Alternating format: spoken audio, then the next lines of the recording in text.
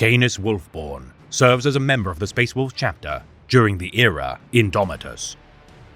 An adjutant to the master of his great company, Harald Deathwolf, Canis, alike to his liege, bears striking animalistic tendencies as he skulks within the Fang of Fenris.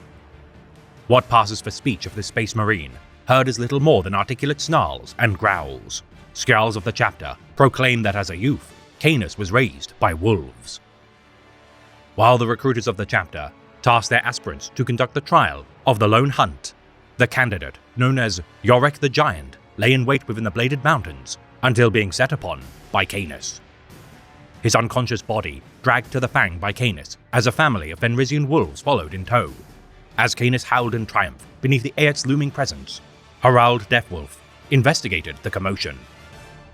Challenged by the feral hunter, though Harald won the duel, this veteran of countless battles, benefiting from Astartes' physiology, scarcely believed how close the victory had been. Submitting himself to the whim of his superior predator, Canis bared his throat to be torn out. Yet Harald saw within this kindred soul a truly exceptional space wolf.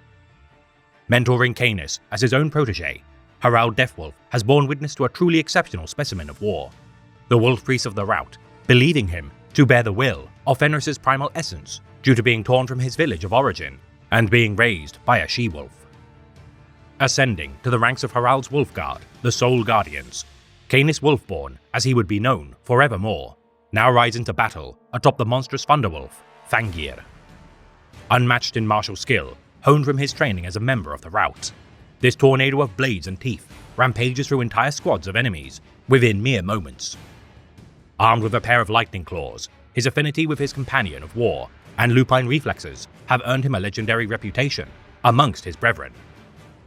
The undisputed alpha of his pack when tearing through his enemies, his packmates lope in his bloody wake, mopping up the survivors of his rampages, spared the bite of his claws.